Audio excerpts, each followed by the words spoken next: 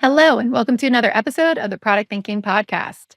Joining us today is Robin Daniels, the Chief Business and Product Officer at Zensai, a leading human success platform dedicated to empowering employees through continuous learning, performance management, and engagement. Robin brings a wealth of experience to the table with a career that spans executive leadership roles at some of the most influential tech companies, including Salesforce, LinkedIn, Box, and Matterport. Robin is widely recognized for his expertise in growth, marketing, and product innovation, and has played a pivotal role in driving companies through hypergrowth phases, leading to successful IPOs and acquisitions. Beyond these executive roles, Robin is also a seasoned advisor and investor, helping shape the future of numerous tech startups across the globe. Today, Robin will share his insights on product management, the power of product led growth, and his approach to building high impact teams that deliver exceptional results. But before we talk to Robin, it's time for Dear Melissa. That's the segment of the show where I answer all of your burning product management questions. If you have a question for me, go to dearmelissa.com and let me know what it is. I'll answer it on an upcoming episode. Here's this week's question.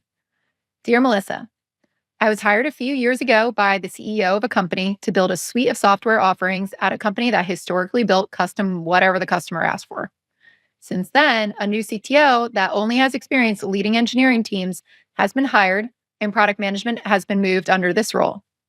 I built the team from the ground up to have a product strategy leader for each offering and product managers with various levels of skill sets reporting to a group lead for each offering. We also have pure user experience and technical communications, product documentation, teams under product management.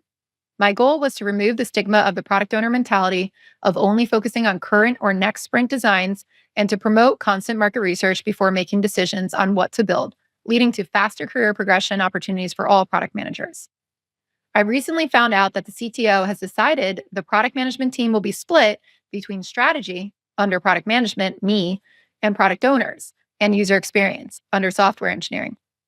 I'm afraid the product managers will be reprioritized to only focus on internal work and not support broader customer or market needs, leading to an output-focused organization bent on building product for product's sake and not for our customers. How can I turn this into good for the product managers, now product owners? And how would you suggest I try to convince my leadership that this will drive an output mentality rather than an outcome mentality, considering I don't have any data about how the future will play out regarding the future team and product outcomes? Are there other opportunities that you can see come from this sudden change in organizational structure? So this one kind of reeks of a little bit of agile methodologies coming over good product management. I think one of the questions to ask is, why did the CTO get buy-in to make this shift, right? A lot of times organizational change doesn't come just because a new CTO walks in. It's because they're telling some kind of narrative to the CEO to get buy-in, to move everybody around. So here's where I would ask, what made them think that they needed to shift this all under engineering and then leave you with just product management? What's been the trend? What's been the outcomes in the organization? What have you been observing? Is it a political play? What are they saying about you? That's really what I would dig into. Now, on the change in general, this feels a lot like a land grab to get more ownership by the CTO. A lot of CTOs who have experience only with agile development would make the shift and try to move product owners underneath them. They see product owners usually as more of an engineering function, right? What do the engineers work on? Which is just order taking, right? That's just backlog management. That's not putting all the market research that you talked about in there. Now, I don't believe you should have split the product strategy and the product management out to begin with. And that's where there's some struggle there. They're now saying, hey, do the product strategy stuff and ship it off to the product owners and then they'll go build it. That's a little strange, right? That's getting us into waterfall. That's not really being very agile. That's also saying that the product owners won't have a lot of experience doing strategic work, and that's going to be a lack of a career path for them to get better at their career, right? This is why I always advocate that no matter what level product manager you are, if you're working on teams, whether you're a CPO, you need to have some kind of strategic role, right, in your role in your day-to-day thing. So that means that a lower level product manager working with a team is understanding strategy and vision for a smaller scope, like a feature or an area of the product. When you go up, you're doing strategy for something bigger. You go up, you're doing more strategy, less tactical work. That's how we see it in most Silicon Valley companies. That's how we see it out there in any company that's really, really good at building software. So when you do this shift and start to move things around and put them under technology, I don't think it's going to end up well because you're not going to be connecting that market side back to the software side unless the CTO is extremely commercially minded. But the fact that they didn't want to move product strategy over makes me wonder if they are commercially minded. Um, Now, for the product owners, the best thing that you could do is still involve them in strategic decisions, consult them, bring them along for the ride, make sure they're still involved in customer research, make sure they really have a deep understanding of why they're building what they're building so that they don't get locked into waiter mode. On your end, though, I think you're going to have to try to figure out how do you plug back into the delivery side so that you can see the outcomes go all the way through. You're going to be assessing and figuring out where to go from a product strategy perspective, but you want to make sure they get built and prioritized.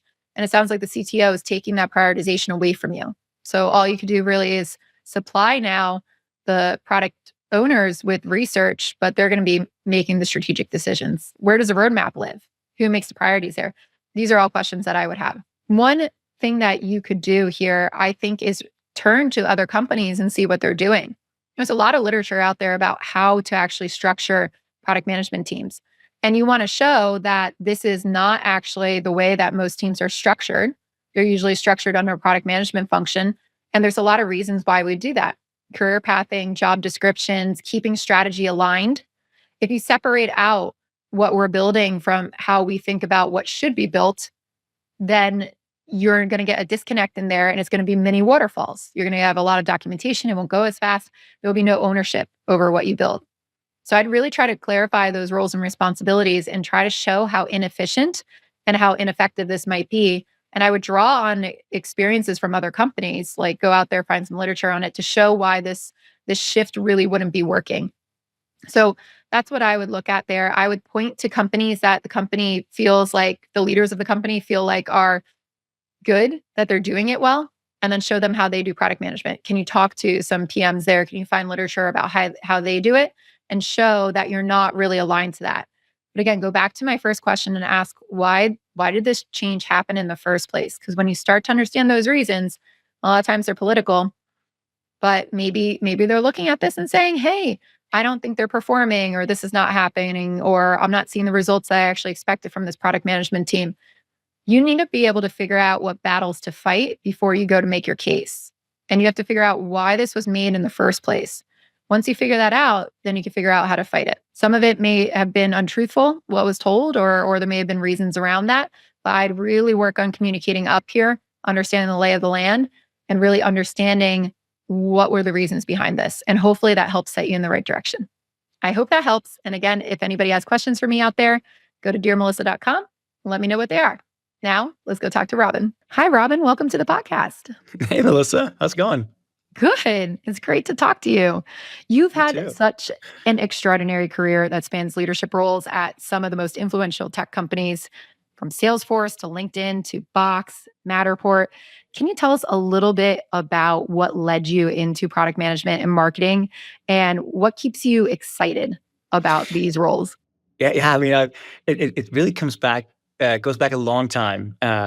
I kind of grew up as a nerd. Always loved like tinkering with technology, and I had a really good role model when I was a teenager who taught me everything he knew about computers, and it really kind of uh, inspired me to go the direction of becoming I would say a technologist, because I love how technology can influence the way we work or the way we live.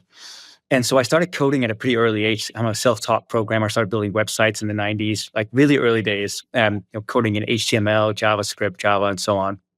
Um, but I actually studied marketing in college.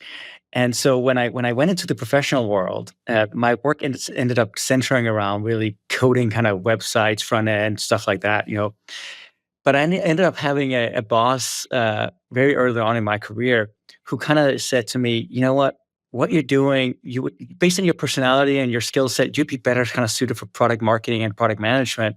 You should go that direction." And I'm like, I have no idea what that really is.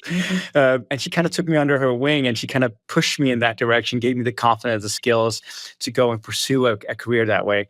And since then, when you look at my kind of trajectory through life at Salesforce and Box and LinkedIn and Matterport and all these different companies, I've been more on the go-to-market side, But I think what has made me an effective leader is because I've come from a deep technology background. I understand exactly what's going on with technology, how it's built, how you kind of translate the features, the functionality, everything else that the product team is trying to do or the engineering team is trying to do into something that makes sense in the market. Because at the end of the day, I think nowadays, if you look at any modern organization, it's really impossible to separate go to market, the three kind of components of go to market, which is product, sales, and marketing. Those three are so interlinked. If you don't understand all three, it's very hard, I think, to be an effective leader. And so my success has really been I've been more on the commercial side, but I've always deeply dabbled in product, helping guide the roadmap and what should be built for customers, how we can beat the competitors and all this kind of stuff. So super passionate about product and I continue to be so. And in my new role here at Sensei, I'm the chief business officer and chief product officer. So I run go to market and also the product team as well. Because again, this is kind of one of the discussions I had with our CEO when we were talking about me joining last year is that in a modern organization, you really should have all of these aligned product marketing and sales into one organization. Doesn't mean everything like falls under me. There's a big team and lots of great leaders and so on. But having somebody who can kind of have that purview is really important, I think, nowadays. It's funny. I just did a podcast episode too with Mercedes Chatfield Taylor, and she's a Yeah. recruiter. We're I know talking her well. about Yeah.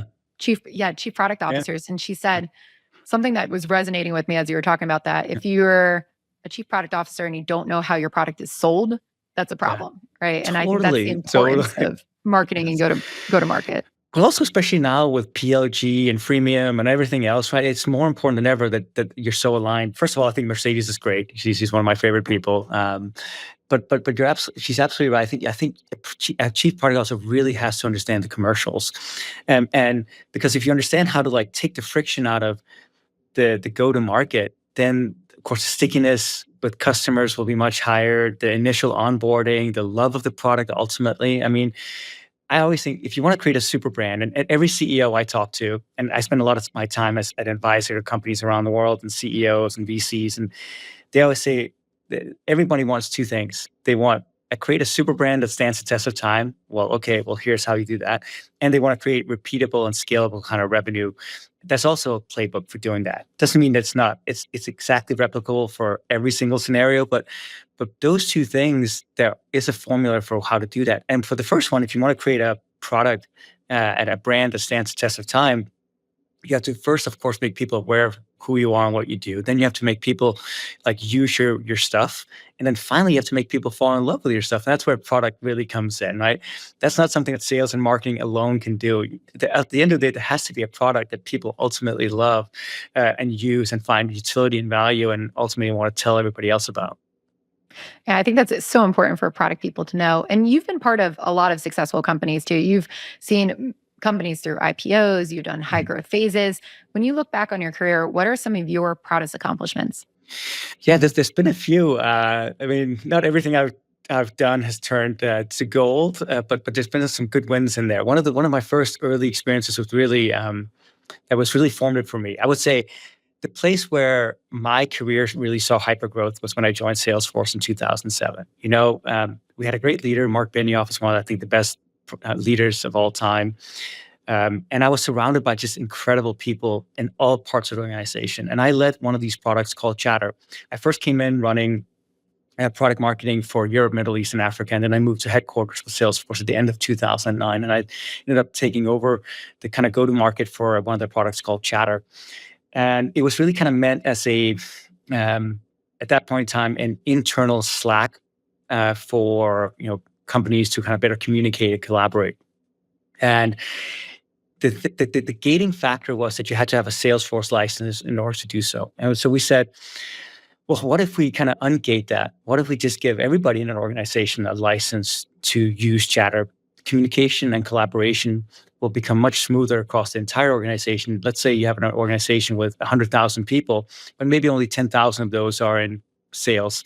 What about the 90,000 other people who can also benefit from communication and collaboration, kind of like what you see with Slack nowadays and so on. But back then, I think it was a more radical idea. There was a couple of other companies, Yammer and Jive, who were kind of glomming onto this, but they never had the core benefit of having like a stickiness of a CRM system. So we said, if that's the core, how do we get people to communicate around the issues that really matter and break down the barriers that exist to really great companies to form?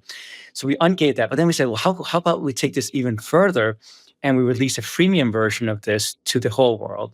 And we said, well, in order to do so, we actually want to get as many companies to sign up really, really quickly.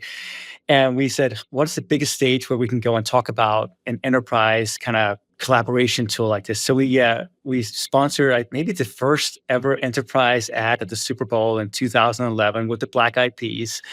And we ran a Super Bowl commercial for Chatter because they were playing the halftime show of the Black Eyed Peas. And so we did a Super Bowl ad with them. We actually did two, one before halftime and one after halftime, showcasing the benefits of what Chatter was, with, of course, the call to action that you should go sign up right now. And it's such a proud moment for me because in 24 hours, we got over 20,000 unique companies signing up for Chatter. But it was so many challenges. It sounds simple, like, oh, you just promoted at the Super Bowl, right? And so on. Yes, it's expensive, but the logistics in actually making that happen, because back then, mobile phones weren't really the as powerful as they are today. Tablets weren't really as big a thing as they are today. But we also knew that people are not going to sit watching the Super Bowl with their laptops, ready for signing up for something. So how do you make this experience optimized for kind of janky old phones or a really weak tablet or something that people can do with as little friction as possible? And this comes back to like one of the big insights in my career around PLG and freemium. Is like the whole goal is really to take out the friction at every step of the way. That's all the way from first awareness, then to sign up, then to the information you gather. Then once you're in the product itself, what do you do with the first touch that you have and so on? We had to optimize that whole kind of chain of things that were happening in order for it to go smoothly. And so we did this thing and we announced Chatter Freemium at the Super Bowl. Yeah, and we got over 20,000 unique customers signing up. And of course, then for us as a company, we were not in the business of just having freemium users. So we can now go and, of course, upsell the paid Chatter or even the full CRM product to these customers. But it was a great experience. And then from there, Aaron Levy over at Box and the team over there came to me and said, hey, whatever you did at Salesforce and for Chatter, come do it for us. Because they also were struggling with figuring out how they figure out the freemium kind of side of things as well and getting into the enterprise. So but that formative experience at Salesforce really, really kind of changed my outlook on what was needed for products to be successful. What's interesting about that story to me too is that a lot of people would think of Super Bowl ads as something that's very B2C, right? And you Yes. went after it for the enterprise. Yes. That's what I'm saying. I don't know for a fact, but I think maybe it might have been the first enterprise ad at the Super Bowl, right? Because we're not interested in individuals signing up for Chatter. There's no benefit in that for us. We wanted companies signing up with as many users as possible. So it was really interesting challenge. I think nowadays you see quite a few B2B ads, right? I think you've seen Slack actually have been there, and I think many other companies as well, ServiceNow and whatever. But I think we were one of the first ones. And it's just, I mean, I would say so here's my lesson also, honestly, from an awareness perspective, it was amazing. It's over 20,000 customers signing up. People were talking about it. I don't know if it was the best ad ever, but that's not the point. But in terms of actually turning into revenue, that's still a little bit more up in the air, how much of it actually turned into revenue. And I think companies nowadays have gotten a lot smarter around PLG and like, hey, getting people signed up. How do you actually get people on an onboarding ramp to then, of course, become paying customers? Back then, we were very early days with this. I don't think our strategy was sound enough. Like, we just wanted people to get in and sign up and get in. But from there, it wasn't as clear as like, what did you actually do when you were in the product? Nowadays, I think companies are way better at doing this stuff. What do you think is that key moment after you capture their attention, they sign up for freemium that Mm. helps product managers think about what to do next to get people to convert? Well, there has to be some kind of utility that you get. I mean, if it's some products, there's utility in it just for you as an individual, right? If I sign up for, let's say, a Dropbox account, there's instant utility in me just signing up, whether I use it myself or with other people. There's instant utility because I can, of course, keep all my stuff in the cloud. With other products, I think it's a lot harder because you have to spark those instant moments when you start sharing with other people. If you sign up for a free Zoom account, as an example, there's no benefit for Zooming with yourself. You have to instantly figure out how do you get other people to use that with you. So it's really about figuring out what to do. I mean, another example in my experience is when I was over at Matterport, the previous company I was at. So we basically had we had created this 3D camera. This is this piece of hardware, and people could go around. They could do like these recordings of their residential space or the commercial space, and we put it together and to become a beautiful kind of virtual walkthrough of these spaces. Um, on top of that, we built a software as a service platform, a cloud platform. And it was kind of very advanced, a lot of IP around that. You needed one in order for the other to work. And we said, well, one of the gating factors that we had, one of the limiting factors is that in order for us to really scale further, we need to unbundle the idea of having to buy a camera first, a fairly expensive camera, $3,000 first, in order to actually use Matterport. We could see how every human being in the world occupies a space, and that space can become more interesting. You can share it with people, all this kind of stuff. If we can figure out a way for people to actually capture that space in some way. And so we said, well, what if we can figure out a way to put the technology that we've now created for this proprietary camera on a smartphone, on an Android or an iPhone? And that would be a huge unlock because then suddenly every person on the planet could suddenly record the home they're in, their apartment. So if you're trying to rent out your home for an Airbnb or you're trying to buy a new place, it's much better to actually be able to walk through that than just seeing a static picture. But we also knew the gating factor was that camera. So there's a lot of engineering effort that went into how can we put that technology and make it adaptable for a phone that you have in your hand where the quality is maybe not as good, your hand is not as steady because you're not on a tripod. You don't really know because it's not just about you. It's not a recording you're doing. You're actually standing in a spot and you're kind of turning in a 360-degree motion around that spot in some interesting way. And then it's recording that. And then you're moving to another spot, 4, 5, 6 feet away. And then you're doing the same thing again over and over again until you have a full kind of map of that space. But we knew if we could figure out a way to do that in a way that got people to understand exactly what to do when they signed up on their smartphone, and they could then do it really simply without as many steps as the full camera. And then once they've taken a full scan of their space, their apartment, their home, and so on, and they can then what do you then do with it? Do you share with a friend? Do you share with an interior designer? Do you share with a real estate agent? Do you want to put it on Airbnb or something to rent it out? There's lots of different use cases for it. And so we finally figured out the engineering behind this. There's some really smart people who worked on that. And we released the first version during COVID. And in the first week of us releasing this smartphone version, which was pretty honestly rough at the time of release, it was kind of an early beta version, but we said, let's get it out there. We don't want to wait a year from now because we're in this moment of time where everyone's stuck in their home. Let's release an early version of this, a beta version. But in the first week of us releasing that, we got more signups in the first week than within the first 8 years of being in business by selling the big camera and the cloud plan. And we got about 80,000 signups or so in the first week. And about, I think, 12% of those ended up turning into paying customers over that first year. And many of them stayed on the freemium plan, and they could just you got one space for free, but many of them turned out to be paying customers like Starbucks and Walgreens and all of these kind of cool companies who were signed up and ended up using it for brand management, inventory management, all kinds of cool things. And some of them ended up buying the bigger camera and some of them just kept using the smartphone cameras. One of the customers was this retail store, and they had all these retail stores around the world, and they wanted to use their employees in the different retail stores to record how the layout was so they could optimize and make it uniform across all their stores instead of sending around people to kind of check on that, which is very time consuming, costly, and so on. But it was really around, well, it's coming back to the original question, can you make it a utility and useful from the initial, because if you land in a product and you're just like, well, what do I do now? And then you're dead on arrival, basically. So the goal for me has always been with freemium is how do you make it useful from the initial interaction with that product? I don't know if you were seeing the same thing in your world, but I'll be curious because I always feel I can learn more as well. No, I agree with you. I think a lot of products get people in there and then they get stuck, right? It's like, how do you Completely, keep them yeah. coming back? How do you do that? And a lot of tactics that people would use are more like, hey, let's notify them or let's email them, let's do Mhm, that. And that's not sticky enough, right? That's not enough to get them to mhm, remember to come back. So, what I loved about your story was how it integrated into their lives to solve their problems. From that, though, I'm so curious.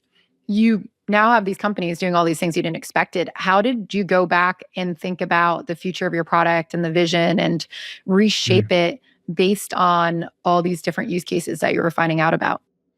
Yeah, it's a great question. I would say suddenly that takes center stage because you realize what an unlock it could be. I think beforehand, I would say if I rewind the clock 10 years ago, I probably thought of freemium and maybe didn't use the word PLG really because I think it's more of a modern term, but this idea of in-product upgrades and growth is kind of more of an afterthought in some ways. And I think nowadays, I think it takes center stage. I think any company that wants to be successful nowadays has to put that front and center. So meaning for me, it's all about the moment you land in the product, can you find utility in it instantly? Can you find some use for it? And not just that, you then end up figuring out how do you use it enough that you end up falling in love with it, that it becomes such an inescapable part of your daily life that you can't imagine a world without it. And so, this company I'm working at now, for example, we sell a learning product, we sell a performance management product, and an employee engagement product. And what's interesting is a learning product is something that a lot of people use because they have to, if we're honest about it, in the past, right? Oh, your company's saying you have to take this training, you have to take this cybersecurity course, this sexual harassment, this training on whatever it is, right? And people kind of like go through the training and sometimes they have another screen going while the training is going and so on. But we also know at the same time that people are hungry for knowledge and skills and growth in their careers and all these kind of things. What if we turn training into something that people seek out and want to do, kind of like you do in your personal life? And so my goal is, but it's not enough to just say that, right? You have to, of course, have a product that can foster that and be where you are when you need it. But in order for the product to understand who you are, what you need in the moment you need it, we need to know more about you. That's where I think performance management, employee engagement comes in. So if you think about the reason you are where you are in your life, I assume it's probably because you've had a lot of great teachers and mentors and parents and siblings and coaches and bosses and so on who've kind of nudged you, seen something in you and nudged you in a certain direction. And I want to be that platform that understands enough about you that we can then say use all these data signals and to figure out, well, what would be the best skill for you to learn? What would be the best course for you to take? Who would be the best person for you to connect with so you can grow your life and your career in a direction that you find joyful and hopeful and exciting for your life? And when I look at these statistics that say that 70% of people are disengaged or they want to quit their job, and you dig deep into the data why that is, it pretty much always says the same thing because people are stuck in their careers. They don't feel like there's anybody looking out for them or investing in them. And it's not an easy thing to solve, but I think a lot of it comes down to are you giving people the opportunity to learn the skills that they need, not that you think they need. So there's a difference. And so I'm hoping that the future can look something like where we know enough about people and their dreams and aspirations and everything that they want to become to nudge them in a direction where they, on a daily basis, seek improvement. It's not that you overnight from one day to another become the best at something. If you want to run a marathon or you want to become great at playing piano, it's a lifetime of daily improvements, micro improvements. And it's the same with kind of your career or the skills that you have in a certain area. And I want to be down at that platform that hopefully gets people to learn something new and connect with the right people every single day to make that progress. But coming back to the question around how I think about it now, I mean, it's a lot about how do you institute joy into a product that makes people want to come and use this and want to share that with other people and connect with other people. If you can figure that out, and I've got some of it figured out, but there's a lot of stuff still to kind of go. That's how you, I think, create products that kind of stand the test of time. Is that you can't imagine a world without it. There's a lot of products that I love, but if they went away, oh, I'd find a replacement, honestly, right? And I don't want to be that product. I want to be that product that you can't imagine living without. Yeah, it kind of reminds me of when I teach people about like the Kano model, Mm, and you got that delater on there, right? yeah, The yeah, that yeah, feature, that thing that's going to make you go, "Oh, wow, this is drastically different than something else." yeah. When you think about that in your setting, especially with Zensai, what do you find are your delighters? Like, what's sparking joy for something that seems so mundane for people in a corporate setting? It's a great question. I think that one of the things I really found. So we have this notion of a weekly check-in, and in the weekly check-in, everybody who uses this product gets asked 4 questions. You can modify it however it is, but the standard is 4 questions, and it's really they're really kind of well thought out to be lightweight, but gives a ton of information, but also be easy for whoever engages with it to respond to. Number one is, what have you achieved this past week? And it's a good like moment of self-reflection to just think back on, what have I achieved this week? And if you realize that you haven't achieved the things you set out to achieve, you can course correct for next week, right? There, so many times in my career, I've come to Friday night and I'm like with friends or family, and I'm like talking about what I did, and I'm like, I realized how busy I was, but I didn't really achieve anything of worth. Have you ever had that moment? It's like it sucks, right? It's like, oh, I was so busy working nonstop, but I didn't really move the ball forward on any of the big things I wanted to. So the first question is really meant as this kind of notion of self-reflection. What did I achieve this week? That's number one. Number two is, what blockers do I have? So this is also a way for you to be very open and mindful around it. So you can of course share it with your manager, but also share it with the team around you. And it becomes a great way of actually collaborating and communicating much more succinctly to the people that matter and having this much closer relationship. So I do this with the CEO who I work for, but also my whole team. I can see their blockers. And instead of this becoming this big thing at the end of the quarter where I'm like, why didn't you do this? Or why did you stop? I could instantly become much more in the mindset of being a servant to my team and say, what can I help you to unblock this? What resource do you not have? What skills do you not have? What's stopping you from achieving this? How can I help you? So it's a great moment of like self-reflection, both for the individual, but also for the team itself and for the manager. So that's number two. Number three, it asks the question of, on a scale of 1 to 10, how are you doing? And it's, I can see over time like who's trending in the right direction, who's trending down, and what can I do as a manager to kind of solve it. It's not a big question where you have to fill out 20 different questions that I've seen in some other settings. This is meant to just be like a quick pulse check. How are you doing? Scale of 1 to 10. And then the fourth question is, who do you want to call out? Who do you want to give kudos to or give a high five to?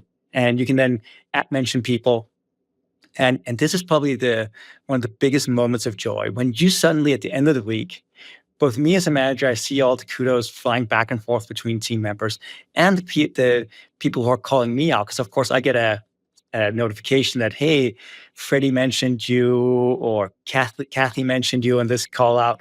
And it just makes you feel like you belong. It makes you feel like you're part of something bigger than yourself. It makes you feel like you matter. Suddenly it's like, I think in this world where everyone's kind of working remotely, it's a great thing because you a lot of freedom, but sometimes it can feel isolating and a little lonely. And I think this notion, because we're also a globally distributed team, 250 people in 7 different countries. Most people work remotely. Suddenly you see all these kind of kudos flying around. The first week of us implementing this about a year ago, we had over 1,500 kudos flying between team members. And I can just tell now, because I see it on a weekly basis, this sense of belonging, which is really irreplaceable. That even though I don't see these people on a daily basis, we're not in the same room, I can tell I matter to their life, and they matter to me. And there's this sense of being in it together. Because one of the things I noticed as COVID kind of swept through the world and everybody started working remotely, people were more productive and more efficient than ever. So that went way up. But the joy of oftentimes being in a company and the loneliness and isolation oftentimes went up as well, unfortunately. And this is a way of kind of solving that a little bit. And it provides such a sense of joy, of delight when you see those call outs and you're like, wow, people care about me. I matter. It can't be under. It's not the same as getting a promotion or getting a salary or whatever it is. But it's just this sense of, wow, I'm in it with people who care about me. That's irreplaceable. And they feel appreciated too, it sounds like. Yeah, completely.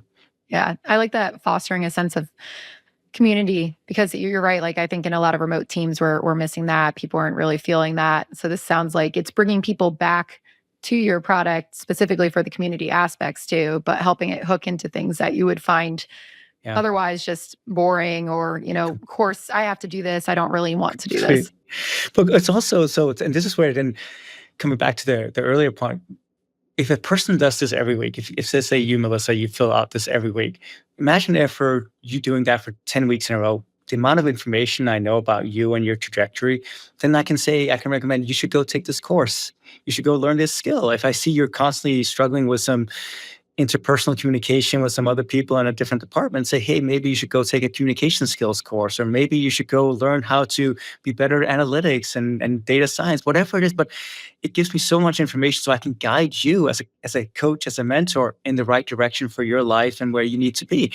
And so this is where this kind of daily habit, weekly habit, right now, I think we at Sensei, we have a product that gets used mostly on a weekly basis. I would love to see this being used much more on a daily or maybe every 2-day basis and so on. Because I think the more we can push you in that direction of greatness and understanding of what you need in your life, the happier you will be. The more you will turn that 70% of people who are unhappy into maybe something less because people feel like they have momentum and trajectory in their lives.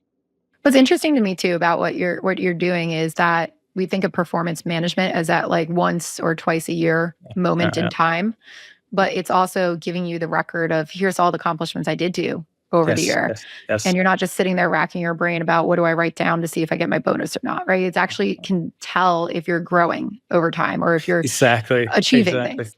What's interesting is you're hitting on something super interesting because many of our customers, they still want, of course, the annual performance review.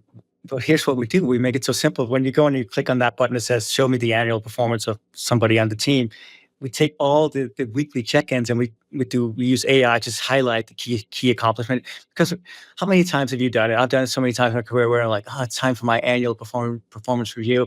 What do I do? And then you sit down, you rack your brain, you go through your calendar, you go through all your PowerPoint decks and Excel files and whatever to see what you actually accomplished. This year, we just make it super easy for you. Like basically with the click of a button, you can see, oh, here are all the highlights from your year. And then you can just send it on to your manager. Of course, you can modify it however you want, but it's because so oftentimes most people, honestly, the individual hates the annual performance review. The manager hates the annual performance review. It's not a joy for anybody. How can we make that a little bit less onerous? I know that there's still a value for it somehow because you get a record, but if you also ask the current generation, so I did this on my LinkedIn. I have enough, I think, followers that it's statistically viable, and maybe not completely scientifically viable, but enough to like give you direction. I asked, how often would you like to have performance insights about you from your manager? Weekly, monthly, quarterly, or yearly? And most people by far said weekly or monthly. Nobody said really quarterly or yearly. So this notion of a yearly performance review is also super antiquated. It's not how the current generation want. They want, if there's something I'm not doing right, fucking tell me so I can go fix it, you know? Yeah, course correct in real time. Yes, absolutely, absolutely. I So would want to know. yeah, with this stuff that we're talking about, like I said, Mm, it's something that's kind of been entrenched. Like performance yeah. reviews have been entrenched for a while. Learning Mhm, management's been out there for a while. How did you go back and start to think about what would delight our customers? Like, what was your mm, process for trying to figure out that these check-ins were going to be mhm. the thing that helps you? Well, it's because so we had this thinking around. We have to evolve from um, employees, people, human resources being something that is about managing people, which is really what it's been about, to really have something about to be much more around how do you empower people to be the best that they can be. I think any manager or any leader worth their weight really thinks constantly about how do I empower my people to have the right skills, resources, and knowledge to be successful every day. It's not my job to be the best at everything. It's my job to provide an environment where they can be the best. And I think so often HR gets conflated to be something that's really taking care of the kind of the basic needs of people, making sure they get paid on time, they take their vacation, they take their compliance training, and all of this kind of stuff. And that's not going away. It's been around for a long time. It's not going to go away anytime soon, but it's certainly not enough to provide an environment where people do the best work of their life or where they're happy and motivated and successful. And so we ultimately, before I joined the company, I had lots of discussions with our CEO about I don't want to join a learning management company, honestly. I want to join a company that's really stands for human empowerment, about how do we get the best out of people. Uh, I can get a little philosophical, but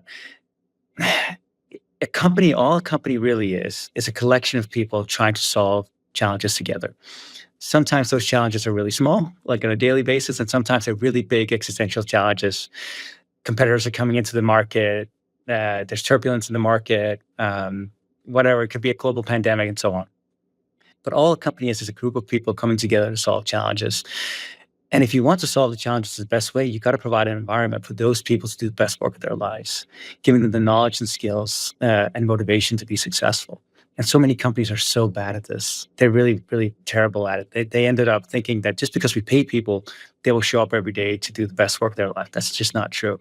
Those 70% of people who are deeply unhappy in their work, are they showing up every day doing the best work of their life? I doubt it. So that's on a micro scale, the company scale. But then if you extract it out at the global scale, societal scale, if you want to solve some of these big challenges that we have in the world, whether that's climate change or inequality or whatever it is, we need every single person, I think, on the planet to be able to show up every day and kind of give it their all, the best ideas possible, the most energy, the most excitement towards solving some of these challenges that we have. And so I think it's so important that we unlock this, and we have to.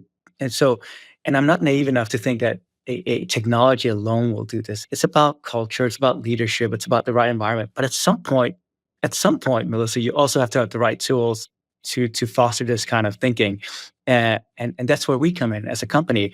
Since I want to be one of those platforms that people can rely on to get a little bit better, a little bit more motivated, a little bit more in line with the company mission every single day so you can do great work. But I know it's gonna be a lot of things, but that's kind of the mission that I'm on, because I really do think that we are faced with a lot of challenges. I mean, I'm an eternal optimist. I'm always hyper positive, but I also think that I want to leave the world a better place than where it was from. And we need everybody then to show up and do really awesome things in the world and be motivated to do so. And I want to be a catalyst in that direction. It's such a good inspiring vision too. When you think about, setting these visions and leading teams around product management and marketing, how has your past experience here and in, other companies, Salesforce, LinkedIn, all these places, how has it helped you shape how you think about building product teams? Like what are the building blocks you need to make sure you're going to be successful? I mean, there's a couple of different things. Number one, for me, everything starts with clarity around what it is you're trying to achieve. And that clarity can be a lot of different things. It's clarity in the overall mission of the company, it's clarity in the product that you're trying to build, and it's clarity in the milestones that the team have to build towards. I think that the main thing is providing clarity around those different things, but then giving teams the freedom to figure out how to get there. I mean, it's not like you don't tell smart people exactly how to do their job. It doesn't make any sense. Their people are smart enough to figure that out, but they oftentimes need a direction to go towards. And I think the job as a leader, what I've learned is the best leaders I've worked for have been super great at providing inspiring and motivating vision for me to work towards. And then I'll figure out how to get there and execute on that and provide even maybe something beyond what they expected. But it really starts with clarity around what are we trying to be? Who do we want to become one day? And what do we not want to become? Or who do we not want to be? Because those are equally good questions. And once you have that, then you just kind of set the team free. So that's number one. It's like clarity to me is everything. And I've noticed this trend oftentimes that people they really thrive in clarity and hyper clarity. They even sometimes actually thrive when the clarity is super bad, because then they can go and solve for it. The worst is when there's like non-clarity, uncertainty. It's like, what do we do? Who's responsible for what? So as a leader, it's your job to really kind of get to that point of clarity, I think, very quickly. Number two is then assembling a super diverse team around solving this. Because in my experience, people are so much better, outcomes are so much better when you have the right kind of mental models, the right skill sets coming together. And there's a lot of different ways of assembling great teams, where it's really around assembling a diverse set of skills and diverse set of like backgrounds in order to solve this, depending on what it is. Because I can't think of many things in a company that's solved just by individuals. Most big projects are usually solved by teams coming together. And as a leader, my job is kind of to assemble the right ingredients for that to happen, and then provide the right frameworks and guidelines in order for that team to thrive. Um, but giving them then the freedom and focus within a certain framework to do so. It can't be too loose, but it can't be too restrictive either. It's kind of like a fine balance depending on what it is. And of course, as I'm sure you've seen in your life and career, some projects are super well defined. We know exactly what to do. We just need the team to kind of go figure out how to execute. And some are like a little like vague. It's like, for example, we want to become this ish platform in 5 years. I don't really know how we're going to do that. We're going to build, buy, partner with. What are we going to build? When are we going to build? Like those are like, but anyway, but it's to me, the second step is really around assembling just a great team around something. I mean, I'm hyper convinced and I'm obsessed with, I write about this a lot on my LinkedIn as well, just the power of great teams coming together. I am 100% been successful in my life because of the teams I've assembled, and I've failed every time I've not been able to kinda assemble the right team or motivate the team in the direction that I want to because of maybe political or toxic behavior or something. So it's something I try to be very mindful of kind of stamping out. But team dynamics is everything. I spend a lot of time on team dynamics, and I spend a lot of time also on individual motivation, trying to understand what a person really wants out of this journey that they're on. Because unless you understand that, it's very hard to motivate a person towards that goal. And sometimes a person wants more money. Sometimes they want a bigger title. Sometimes they want to learn a new skill. Sometimes they just want to be proud of the work they're doing. There's a gazillion different ways to motivate people, but unless you understand that, you just treat everybody the same. I think you're going to miss a trick or two in terms of guiding people towards better outcome. And then I think number three is really around accountability. As a leader, figuring out how do you hold the team accountable to progress towards that. And sometimes, that's on the individual level, sometimes it's on the team level, sometimes it's daily, sometimes it's weekly, sometimes it's monthly, depending on the size of the project you're working on. But I think there's also been a trend where it's hard sometimes for managers to hold people accountable because they feel like they're being too aggressive or too confrontational. And I think there's just a way of like learning how to have a fun, motivating environment, but also be accountable for results. But that also comes from actually being clear on what the results you want them to be and how you're going to reward the outcomes of those results if you get there. Like, what are you going to do if you reach this goal?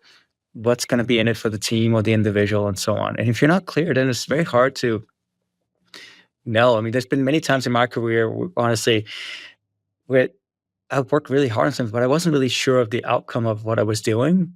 How was I gonna be held accountable? "Oh, I released this feature or this thing to market," and then I just move on to the next thing. There's no accountability, and I think nowadays, when I talk to, again, CEOs and kind of business leaders, they all wanna know, like, how do I create high performing teams that are accountable for results? So you have to figure out how to do that in the best way for you. What's your secret sauce for saying, this is how I figure out how to motivate my team? What are you doing? How are you checking in with them? And then what is that translating to in the way that you communicate with them during the weeks? Yeah, I try to be there for them nonstop, and I try to be available to answer questions and guide them in the right direction, especially in the beginning of big projects. But then I try to kind of get out of the way. I don't micromanage in any way. I think it's super demotivating when you have micromanagers or you micromanage people. I think you're basically implying that people are not smart enough to figure it out for themselves, and I think that doesn't motivate anybody. But my style is very much to try to inspire and provide kind of the guidelines and frameworks for where we need to go, but let people figure it out themselves. But have lots of conversations both with the team and the individuals to make sure that progress happens. And so, not being afraid to ask, okay, so, but this is also where again coming back to the platform I mentioned earlier.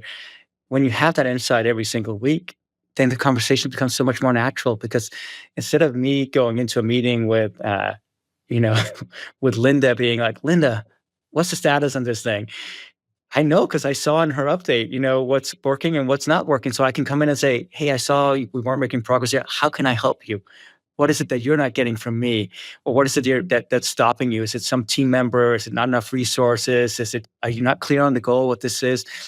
the conversation is 100 times better because I instantly know how I can lean in versus me coming into a meeting blind and being like, tell me the status. And then I figure out that things aren't going well. And we've all been in those meetings where then the manager blows up and it's just not motivating for anybody. It's horrible. So that's never been my style. And now with this kind of platform, I'm much more aligned with actually what the team needs before they even have to ask. When you think about giving the teams just the right amount of direction so that you Mhm, can let them go figure it out and you're not micromanaging, what does that look like? How do you know you gave sufficient direction and they mhm. can get what they need done?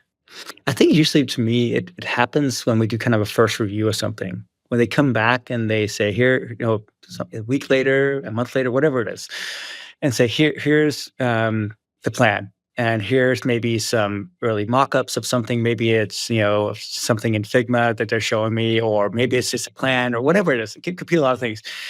That's usually when you start course correcting, I think, and seeing whether or not you're on the right track or something. Like, for example, we at Sensei, we have a learning product, and it's really meant for corporate learning. We don't do the content, we just sell the platform for learning. One of the things our customers have been asking for a lot is that they want to offer learning for their frontline workers, meaning workers who are not sitting in front of a desk all day, but who might be in a retail store or in a fast food chain or on a factory floor or a nurse somewhere, right? And so customers have been asking for it because so many of our customers, they have these kind of users, but they're sitting on a mobile device. That's all they have in their pocket, maybe a tablet. And I said to the team, so we need to solve this because our customers are asking for it, and it's obviously a huge market opportunity for us.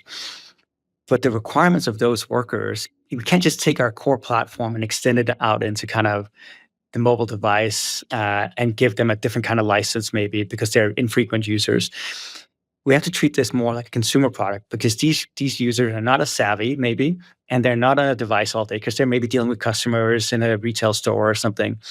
So we have to take much more of a consumer mindset to this, even though we sell a B2B product. Let's take a consumer mindset to this and make it super like all the stuff that we see in the normal mobile app that we have that kind of gives you a lot of options and all this kind of stuff to do. Let's get rid of that. So it becomes so simple. The moment a frontline worker logs into the training platform on their mobile device, there's just one thing they can do, kind of like Instagram really or TikTok or something like that. I said, I want that level of simplicity. And so they came back first, right? And the reason I say this is because the first version they came back with the team was way too complicated, like way too many buttons and like too much of a version of like the corporate platform. Like, is this really right for a frontline worker? And then they came back with we had a lot of like iterations on this after like the first Figma review, and they ended up iterating again and again, and finally getting to something. But it really came like first in the first review that we had. I think it was probably a month and a half into our going down the route of this project where we really kind of course corrected, where we aligned, right? And it was a totally positive meeting, but they came back with something, and then I gave the feedback, and we also went, of course, and did some research around this and so on, and kind of aligned on that as well. But that's how it normally it's very quickly and very collaborative process. But it also, I mean, I could have probably been more clear maybe from the start myself and saying this is all about having a consumer-like experience. That first came really to light when they started showing the first version of this. I'm like, this is just too clunky for what we're really trying to do. And now they've delivered something that's awesome, beautiful, simple, and so on.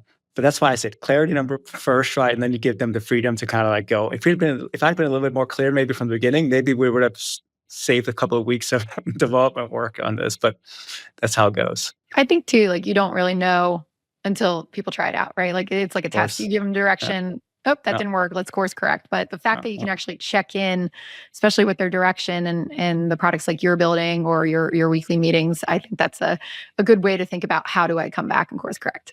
Yeah, I mean, I learned so much from my Salesforce days when we did the whole chatter thing that we talked about, or Box, which was a great example of a freemium product, kind of, or Matterport. This whole notion of that was a very complicated product trying to get, and I really have just this mindset of for freemium or for end users, it just has to be so simple because I download a ton of apps on my own phone, and just so many of them I never use more than once because they're way too complicated. And I just think like if we want this to be a delightful, joyful, surprising experience, make it drop that simple. Even the whole thing I said, our engagement platform where we ask 4 questions. I would venture to say that that's not the right format for a mobile device or a frontline worker either. It should be like, "How are you doing this week? Thumbs up or thumbs down?" That's probably the level of like insight, or, and is there anybody you want to high five? Maybe there's a drop down list of people you want to give a kudos to versus writing out a long sentence of, "Hey, Melissa did great this week. She did a great podcast interview. I want to high five her." You just got to rethink the whole experience based on kind of the modality of how you deliver this to people. I think that's really good advice for product people out there listening to this. Thanks so much, Robin, for being on the podcast. If people want to learn Good. more about you, where can they go? Well, the best place to find me is definitely LinkedIn. Robin Daniels. I'm the chief business officer over at Sensei. I think you'll probably find me pretty easily. Um, that's the best place by far. Okay, great. And we will put those links on our show notes at productthinkingpodcast.com. Thanks so much for listening to the Product Thinking Podcast. We'll be back next Wednesday with another fabulous guest. And in the meantime, if you have questions for me, go to dearmelissa.com and let me know what they are. See you next time.